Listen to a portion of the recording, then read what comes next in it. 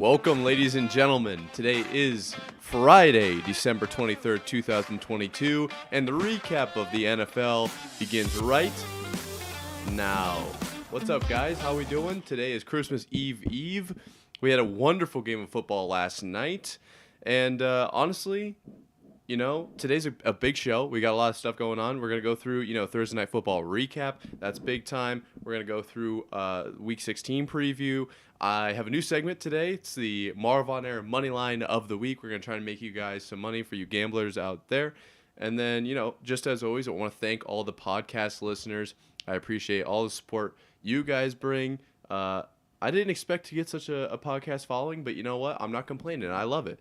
I wish there was a better way to communicate with y'all, but we've got the live chat for YouTube, so don't be afraid to jump in. I know our schedule is very sporadic right now, but moving forward into the next semester, we will have a very regular schedule. You guys can feel free to join in then, and I'm excited. We've got a segment coming that's going to allow us to interact with the chat a little bit. Maybe if you guys get a little bit moving on Twitter, we could use Twitter. Who knows? But I'm excited for that. Also, I just want to say really quick, today's episode is brought to you by SeatGeek. Are you wanting to go out to live events, but you haven't pulled the trigger because of that price tag? Well, SeatGeek and I, we got a little code going.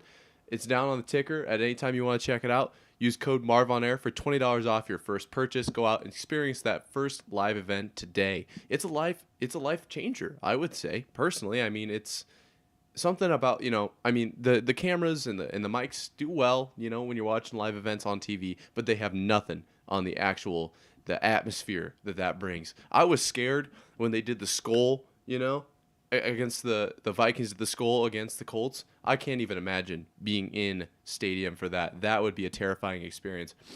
We're going to go ahead and get moving here. It's going to be a quick show. I'm hoping for around 45 minutes, so we got to get moving. We're going to start off with some relatively breaking news. Obviously, the NFL has cut its ties with DirecTV as the Red Zone host. The contract has ran up, and they put it up for auction. Google or YouTube, whichever one it is, won that auction. It's going to be available on YouTube. Here, via NFL executive Dhruv Prasad, we're going to focus on the NFL Red Zone produced by NFL Media, and that's what will be available on YouTube via the Pat McAfee Show. That's where I got that. I want to give credit where it's due. Got that from Pat McAfee Show. They got that from Dhruv Prasad. I hope I'm pronouncing that correctly. What does that mean? That means Scott Hanson is the NFL Red Zone guy. There are not two anymore. For those of you who aren't aware, there are two Red Zones out right now. There's one hosted by Scott Hanson, and there's one hosted by Siciliano. Okay? Personally, much bigger fan of the Scott Hanson rendition. They do a better job switching between games. Scott Hanson does a better job speaking when he needs to, when he should. I think he does a great job. Siciliano seems to have this almost like this is what we're going to do, and the media team doesn't really know what's going on. He's just telling them what. I don't like the atmosphere there. Personally, congratulations to Siciliano. That's a tough thing to do. I'm not going to act like it's not. I've said many times it's a very tough thing to do. Behind the camera, I'm sure. I don't know if I've said it on here, but congrats to him. But I personally am very excited for Scott Hanson to be running the show. Singular, he's the only guy. I watch it on my phone sometimes so I can avoid watching it on the TV, literally just because I enjoy their Red Zone that much more. That's all I really have to say about that. We can move forward. Okay, and this is what I'm excited about, okay? Ready? We're going to do our Thursday night review, Thursday night football recap. Boom. Now you guys know what I'm talking about. Now you can jump in. You can scroll through the little YouTube. You can be like, hey, now I see he's talking about the recap. I'm pretty excited about this. We're going to see a lot more of this moving forward. But so we're going to talk some Thursday Night Football recap. Perfect. That game was hard to watch in a couple aspects, and all of them were the fact that Zach Wilson was on the field for some of the game. Okay. That game, obviously, number 1 overall pick versus number 2 overall pick. Trevor Lawrence versus Zach Wilson, and Trevor Lawrence comes out on top in a 19-3 toppling of the Jets. Jaguars, we'll get into their, record, standings, all that in just a second. But for now, we will talk just strictly about the game. Wilson was benched in the game for a man named Chris Streveler. Hope I'm pronouncing that correctly. This guy, allegedly, I should have done more research on his actual storyline, but I believe he played in the XFL, I believe. Came into the system for the Jets, tried to sling the rock around. Didn't look that great, didn't look that horrible. Honestly, looked better than Zach Wilson in my opinion. But it was just kind of saddening because it's clear the Jets were trying to move on. We're trying to, they're trying to get a spark somewhere. Almost like the Patriots have when we put in Zappy. We have a spark. We play well. The Jets were looking for that. They needed it last night. They didn't get it. Straveler had a tough time. Sure, he hasn't gotten a lot of reps with the first team. That's probably partially why. But honestly, it was kind of hard to watch the Jets get pounded on like that, knowing that really the quarterback is the only thing they're missing from being a very good team. That defense got exposed a little bit last night, and here's my reasoning for that. Some might say, oh, their defense isn't that good. Look at what happened last night. They're really not just a quarterback away. Here's the deal. When the whole team is almost pissed off that a certain quarterback is running the team, no one's going to be playing to their maximum ability. When a quarterback comes in and says, I'm the man, I'm doing this, I'm playing well, y'all got to rally behind me. Like, maybe not in that exact tone, but that's the vibe that's sent out to the locker room. Everyone plays better, okay? Consistent play, at least. Actually, I was going to say consistent at some level is better than none, like consistent at all. I take that back. Zach Wilson is playing consistently bad. And honestly, Ryan Clark said it best when he said he might be the biggest bust of that draft. And I think it's pretty clear the only reason he was really given a chance was the fame that came this offseason when it came out that he had an affair with his mom's friend. Look, I'm a big fan of that still. Don't get me wrong. I still think that's hilarious. I still think that, rightfully so. He got some popularity for that. But I don't think his career should hinge on that. He's getting way too many chances. I think they need to get him off the field almost as much as I think we need to get Mac off the field as a Patriots fan. Regardless, Zach Wilson did not play well, and who knows what's going to happen there. Robert Saleh said, quote, "We haven't seen the last of him," and I think, maybe, hear me out, he means in the NFL. Okay, there's no way you bench your number 2 overall pick starting quarterback for that game in 2 separate games for 2 separate backups and bring him back. Okay, he's done in New York, in my opinion, because he's not going to be playing for the Jets, and there's no way the Giants pick him up. Danny Dimes is that guy over there. He is out of New York. Will he succeed on a smaller market team? Perhaps. I don't personally, think he will. I don't think he has the mentality that it takes. I don't know. I don't know Zach Wilson personally, but it's just that's kind of how I feel. Okay. So, Zach Wilson, personally, I think he's out of town. Trevor Lawrence, last night seemed to be the icing on the cake, not quite the cherry on top, but definitely the icing on the cake for him being picked overall first overall.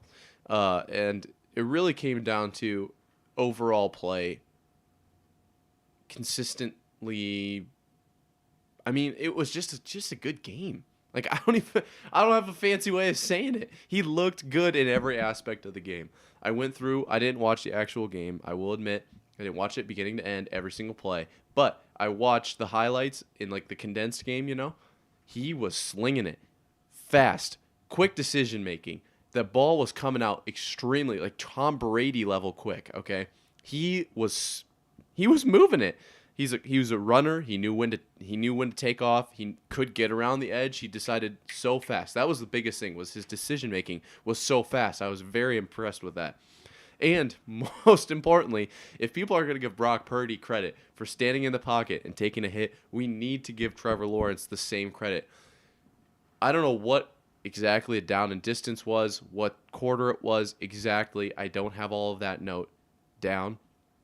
But he took a shot.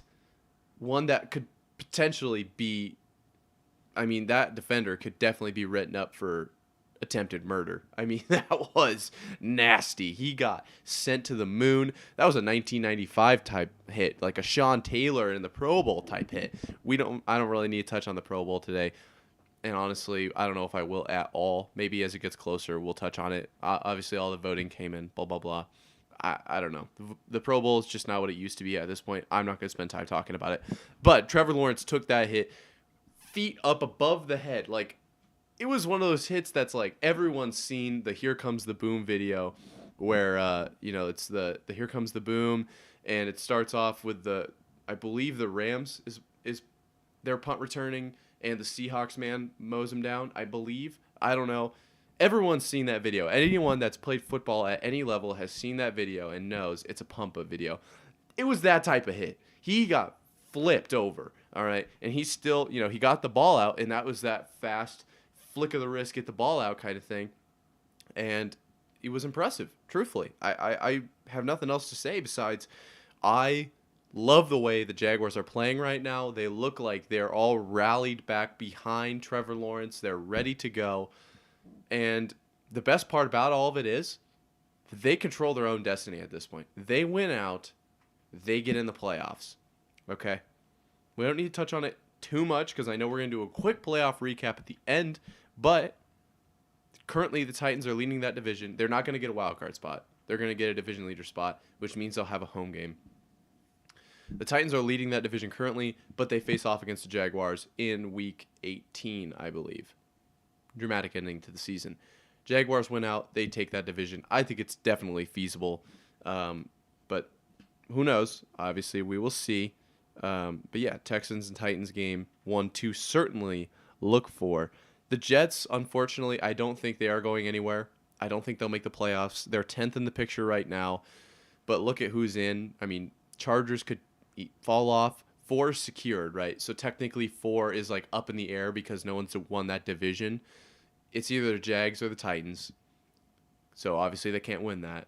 At least 5, 6, and 7. Dolphins are in. There's some complications. Maybe the Patriots make a run. Otherwise, I mean, it is slim pickings for the AFC. Ravens have like a 95.1% chance to get in right now.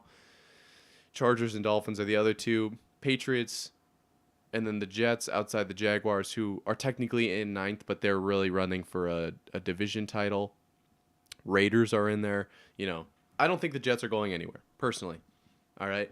Thursday Night Football recap. That should be it. It was an interesting game playoff-wise. I think the Jaguars, that gives them a shot at having a potential real chance. And it was fun to see Trevor Lawrence play. Like, this is the guy that they've been talking about since he was a high schooler. I remember it. It was when I was in high school. I believe he was also in high school, and we were seeing like those huddle, because we were in huddle, obviously, as football players. We were watching our own film, and his stuff would come up. It's like highlights, and there was like a documentary type thing done, and I watched it in high school. I remember this. Goes to Clemson. I was a fan of Clemson when Deshaun was there. Okay. I really liked everything they did. They played well. They were fun to watch. He went there. I didn't watch him so much when he was there, but he was like this prodigy. I don't think he lost like a single regular season game or something. I don't really know the exact statistics. I probably should look that up.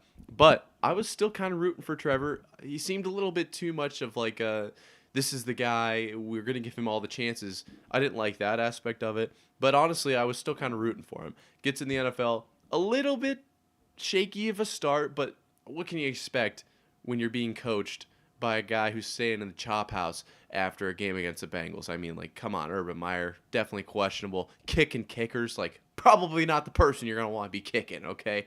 All I'm going to say is that doesn't really make any sense. Doug Peterson comes in. He seems to have the situation figured out. All right, he's got all the answers. Trevor looks so comfortable in that scheme, that offensive, like, just the attack. I don't know. When I watched what I did, it seemed like he knew what he was doing, and he was confident, all right? And that's what we love to see from a quarterback. That's what you want to see from a playoff quarterback. I don't think they're going to get in the playoffs and, make a run at the AFC Championship by any means, but I could definitely see them getting in, winning wild card, losing from there. AFC is a tough picture, okay? But next year, who knows? I mean, that things are a little bit more open then. So things to keep in mind, Trevor Lawrence has come onto the scene, okay? Now, we're going to go ahead. Let me take a quick look, make sure I don't have anything else. All right, yeah, we're going to jump right into... Boom. Oh, shit. There it is. Week 16 preview. I'm still trying to figure out how to run these graphics. Check this one out. All right, we got Taylor Heineke. Where's it at? Taylor Heineke right here. Trying. Boom. Taylor Heineke and his dive against the Bucks. Tom Brady, Odell, Aaron. I mean, come on, guys. I mean, come on. Can I get a little love for the graphic here? I thought it was pretty much just about as good as I could do. So I don't know. I'm not asking, I'm not trying to be that guy, but I mean, guys, isn't that kind of cool? Come on. It makes it a little more entertaining.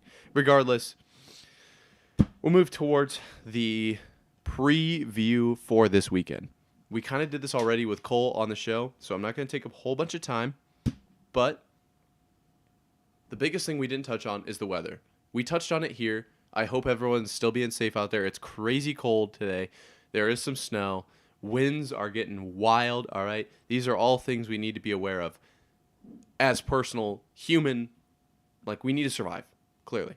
But this also affects NFL. That's why it's really being covered here. I would touch on it. I would say, hey, you guys got to be safe, blah, blah, blah. But it's really going to affect the NFL because there are games playing outside this weekend. Browns, Saints, Bills, Bears, Texans, Titans, Bengals, Pats, Seahawks, Chiefs, Falcons, Ravens, Lions, Panthers, Raiders, Steelers, all being played in the elements. There are 7 games set to play in freezing temperatures. That would be the most in any game most in a day, since 2000. I mean, it's going to be cold. It's going to be a run-heavy weekend. People are not going to want to tackle Derrick Henry. That's why, I don't know what's going to happen in a lot of these games. We made some relatively picks. I don't want to get into the whole we need to make a pick thing. No one really cares who I'm picking. I'm not keeping track. Next season, I'm sure we'll keep track. Be like, hey, I'm 21-6 in my last 27 picks, first 2 weeks of the season, whatever it is. Who knows? Maybe we'll do something like that then. This season, no one gives a rat's butt about what I'm picking here. So I'm not going to waste your time with it. But I do want you all to be aware that the weather is definitely going to be important. Browns Saints, the first game with 25-mile-an-hour winds since, you guessed it, Bills Pats. When Mac Jones attempted 3 passing throws. 3 throws? I don't know what would you say. When he attempted 3 passes? I mean, it's gonna be a beat 'em up football weekend. Anyone over the age of 40 is certainly going to enjoy this weekend. But it's definitely gonna be. I think it'll be fun. A lot of Christmas Eve games, couple Christmas Day. Not a whole lot of great games on Christmas Day, but a lot of people will be opening presents. A lot of people will be enjoying time with their families. That's understandable. It's unfortunately. I mean, I do feel for the players that can't spend that day with their families, but I don't know. I can't really do anything about that, unfortunately. So it's kind of where I'm at there. But yeah, it's going to be a great weekend. We really already touched on a lot of all the games. So if you want to check that out, go to our last live. I believe the title was the Patriots fan reacts to the worst play in NFL history. Rough game for us, definitely, but a decent show. Cole and I talk about some of the games coming up. But I just wanted to use this graphic here. We're going to move to our money line of the week, okay? Marv on Air's money line of the week is a new segment we're bringing out where I pick a money line that is on FanDuel minus 200 or better odds, okay? So we're not going to be picking the Chiefs over the Texans, which they were 14-point favorites last week. They only won in overtime. Technically not the best bet we could have made. But we're not going to be picking -5, -600 favorites. Okay? All right. I'm pretty excited about this. So, the game we're picking is Browns -162 over the Saints. Okay? And I touched on this a little bit. It's the first game with 25+ mile-an-hour winds, since the Bills-Pats game. And we are also, we got to take into account Saints playing a dome. Okay? This is also Deshaun's coldest game yet. All right, last week was his coldest game before this one, but he used to play in Texas. We have to keep that in mind here. But I'm taking the Browns here. Minus 162, not horrible odds. Not great by any means. As I want to get this ball rolling, get the record up a little bit. But I got some stats to show y'all if you're a little bit skeptical, okay? We'll go here. Boom. And we'll get into this in just a second, who it's brought to you by. But I want to point your attention to this right down here. Cleveland has won 5 of their last 7 games against the Saints. And the Saints, who are 3-point favorites, I believe that is what that stands for. Yes. The line has moved to 2.5, but 2.5 point underdog. Sorry, they get the points. So they're +3 in this graphic, +2.5 on FanDuel right now. They are 1-5 against the spread on the road this season. Okay, something to keep in mind here. All right, and I do want to say really quick that I was very close to selecting the Patriots Bengals. Okay, and picking the Patriots this week. I didn't want to start. Clearly, big Patriots fan. There's Patriots sign there, Patriots here. You can't see it because of the graphic. I didn't want to start the segment off with that, but I was very close to picking them, and here's why. If we go back to this here, boom, boom, okay, and I'm gonna circle this guy.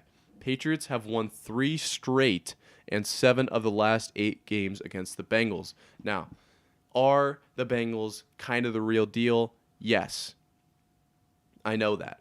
I am relatively scared, but that is a favoring stat. Okay, we are 3-point underdogs. That means that we have +148 odds. So personally, I would keep an eye on that.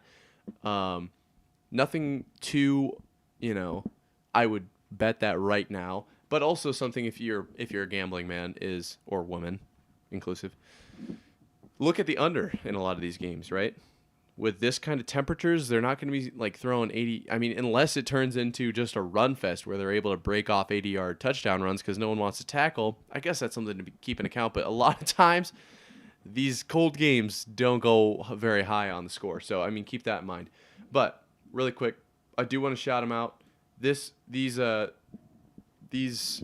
statistics and such come from The Spread Report on Instagram. We're very excited. We've been in communications. He's going to be coming on the show. We're very excited about this. But he does daily reports with tips to help you make better bets. Okay, NFL and NBA. He does have a Spread Report U page where he does college football and college basketball. He also has the bowl games, all of that stuff. So he really just presents trends in bets and helps you to make the best bets you can. I'm a big fan of his page, honestly. I've been using it for a while, and I'm pretty excited to have him on the show. But, yeah, give him a check out, see what you think. I think it's pretty helpful information, at least. He's definitely in a little bit of a niche market. Not a lot of people are providing that kind of information. So, but, yeah, I'm pretty excited. We'll get him on here eventually. But that's it for segments today. Like I said, got to be a very, very short show. I want to talk playoffs a little bit. Okay, and really, it just comes down to the NFC South because I don't think it really matters that much. Whoever's going to get in is not going to go very far. But with the NFC South being as tight as it is, I went through and I picked the next 3 weeks for all these teams. And it really comes down to one game. Currently, the Bucs are leading. Panthers, Falcons, Saints all tied right behind them. And this week, Bucs play the Cardinals, Panthers play the Lions, Falcons play the Ravens, and Saints play the Browns. I picked all those 4 teams to lose this week, which means it gets even tighter going into 2 weeks. One team, one game ahead of the rest. It's going to be very tight if that's what happens. Okay, this is all alleged. We don't know if this is going to happen. This is what I picked. All right, then Bucs play the Panthers. Okay, and then subsequently the Panthers would play the Bucs. And I have the Panthers winning that one, okay? Then the Falcons, I have beating the Cardinals and Saints losing to the Eagles. Questionable game. We don't know what's going on with Jalen Hurts in that point in time. He's not playing this weekend. Gardner Minshew will be stepping in for the Eagles. Cowboys have become, let me see here, 4-point favorites. I saw it moved as far as 5 points at one point. I don't know what's going to happen in that game, but I do know if the Saints see the Eagles, could be a different story if Jalen Hurts is playing. But the key thing about this week, okay, I don't think the Falcons are going to – they could definitely make a run in the final week at the Bucs. I think the game that matters this week is Panthers-Bucs. That's week 17. We need to keep an eye on that. Whoever wins that game is going to have a very good shot at the title because the Bucs are on top right now. Panthers win that, they'll probably win the division. Bucs win that, they're pretty much running away with it. Then, final week, it's just a divisional matchup all across the board. Bucs-Falcons, so then Falcons-Bucs. Panthers-Saints, Saints-Panthers. Two teams have to win unless there's a tie, which wouldn't even surprise me at this point in the NFL. It wouldn't surprise me if all four of these teams tie the last 2 weeks and it ends up being we get 10 teams, there's some tiebreaker. I don't know. Regardless, if things shake out the way I think they will, potentially, which I could definitely see the Falcons being the Bucs in the last week. I have the Bucs being the Falcons and Panthers being the Saints that week. But if the Falcons beat the Bucs that week, doesn't really matter because I have the Panthers beating the Bucs and taking the division, sneaking in as that 4 seed, I believe, or whatever it is, probably 4. Let me see here. They would be the 4 seed. Worst division leader. I could see it happening, but who knows? It's just something, keep an eye on that. And then the AFC is up in the air as well. Jags, Titans. Really comes down to week 18. Can the Jags win out? Can the Titans hold them off? We'll see what happens. The Pats' hopes are alive. For those of you who are Patriots fans watching, just because I'm a Patriots fan, I'm bringing you that insight. They are alive. I will say things don't look great, though. ESPN's got this awesome little playoff machine here. Okay, the Patriots need to beat the Bengals this weekend, plain and simple. Then, in this model, I have Green Bay losing to Miami. It's definitely possible, but if Green Bay beats Miami, even better. Clearly, Miami is the 7th seed in the AFC right now. Then next week, I have us beating Miami. That is pivotal, okay? We need to win that game. If we lose that game, it doesn't matter really at this point. Then Miami sneaks in 6 or 7 seed. We need to win that game, okay? Head-to-head, huge game. Then final week, I actually have us losing to the Bills that week. I'm not going to be too optimistic here. And then I have the Jets beating the Dolphins that week. If the Jets don't beat the Dolphins in that final week and we still beat them, in week 16 or week 17, my apologies, Miami gets in if they beat the Packers. If the Packers beat them this week and we beat them week 17 and then week 18 they beat the Jets, they're still in at 7. So we need some help, but it's possible. I wouldn't say it's improbable if the Packers are playing that well. Maybe they somehow beat the Dolphins. Doesn't really matter, but it really comes down to can we beat both the Bengals and the Dolphins back-to-back weeks. We need to show up in these 2 weeks or else it's over.